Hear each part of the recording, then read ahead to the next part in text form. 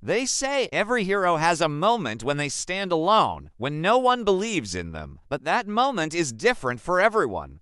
In a small town nestled between two broken hills and thick woods, where the internet barely worked and the nights were too quiet, lived a 13-year-old boy named Toby. Toby wasn't special, not in the way others thought heroes were. He wasn't strong. He wasn't fast. He wasn't the best in class, but he was curious. Curious enough to always ask why, when others said why not. One night, a strange humming filled the air. It was faint at first, like a whisper only the trees could hear. But by morning, the crops had wilted, the water had turned dark, and the power lines crackled and died. The town panicked. The elders called it a curse. Scientists blamed climate. But Toby, he blamed something else. You see, Toby had once found a hidden shack deep in the woods.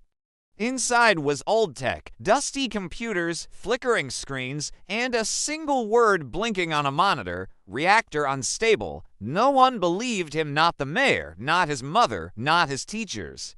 So like all real heroes, Toby acted alone. He packed water, tools, his old radio, and his bike. And he pedaled into the woods, where the trees grew too close and the light barely touched the ground. For hours, he kept going.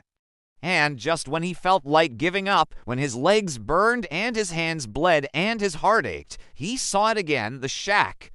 Hope surged through him and he pushed on. Inside, the computers had changed. Now they said, critical, 8 hours until meltdown. Somehow, buried beneath his peaceful town, an old experimental energy source had been left running, forgotten by the government, by time, by everyone, and now it was about to destroy everything.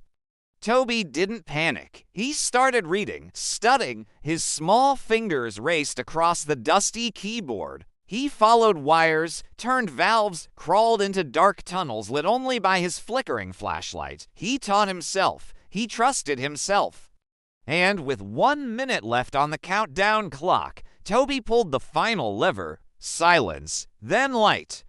The shack powered down. The hum stopped. The water cleared. The crops began to rise again. He did it. He saved the town. And still no one believed it was him. They saw the signs, power returned, the fields healed, the sickness faded. But they had their own stories, their own reasons, why it happened and who deserved the credit. And so life went on in the quiet town. People came and went. Years flew by. The memory of the strange disaster slowly faded, becoming just a local legend. That is until one day, someone stumbled on the shack. They found Toby's notebook. His calculations, his plan, his tiny, shaky handwriting.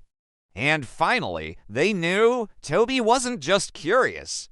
He was brave. He saved them. These days, people come from all around to see the spot where the shack stood, to read what's left of Toby's story. Because some say a hero isn't someone who never doubts themselves, but someone who doubts their own strength but acts anyway. And that's how the quiet boy with questions became the loudest name in town.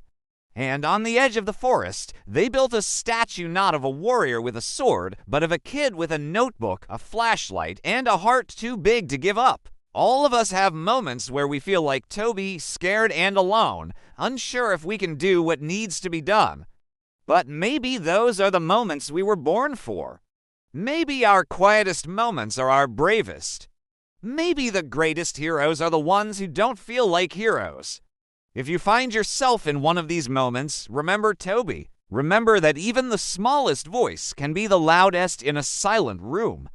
All you need is a little curiosity and a whole lot of courage. We'll see you next time. Like, share, and subscribe for more original stories.